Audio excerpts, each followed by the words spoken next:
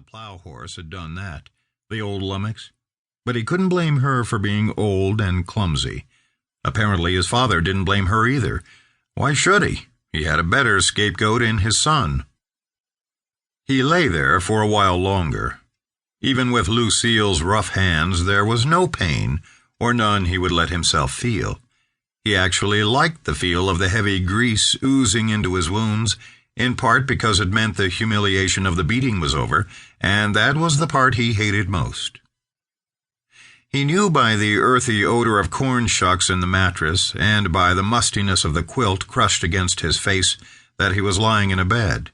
But this wasn't the smell of his own blankets, which didn't surprise him, since even as powerful as Rock was, it would have been a big chore, and called for a block and tackle to haul a boy of his size up the vertical ladder into his loft. Before he decided to own up to being conscious, he heard the lumbering steps of old Rock fading away across the puncheon floor. He lay there for a minute more, smelling the grease, the corn shucks, the musty quilt, and the stale odor of fried meat trapped in the broadaxe-scarred log wall near his head. He groaned to the rough feel of Lucille's calluses on the worst of his wounds. She stopped her motion and waited. After several seconds, she grunted. "Boy, I can hear you awake. You may as well get up now. He ain't gonna waste good grease on beating you no more today. Besides, he's fixin' to heal you up for plowing, while he takes the hosses and that bunch of steers over to Chalice."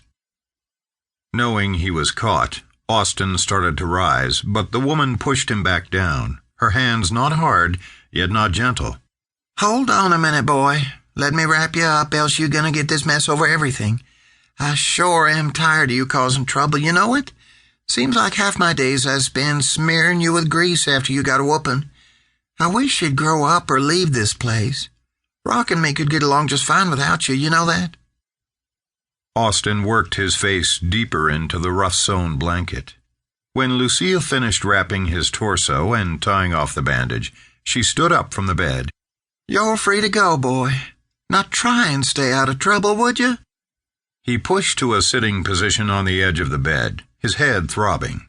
He looked toward the woman through bleary eyes, but she was walking away.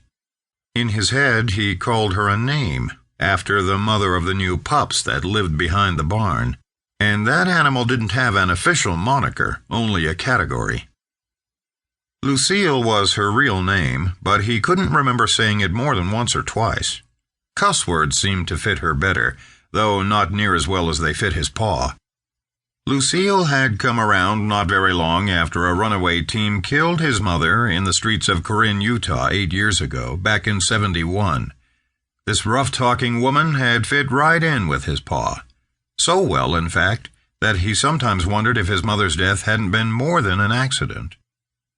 Viewed solely from the back, Lucille wasn't all that mean-looking of a woman. A slender thing, the 2 drab dresses she owned hung off her frame like curtains, squaring at the shoulders, then dropping straight down and wrapping around her loosely like they might possibly have held 2 of her, had she been Siamese twins. Her hair was a mop of greasy, dead blonde strings, seldom put up, seldom even tied. She just threw it back out of her face and let it part itself and hang how it chose.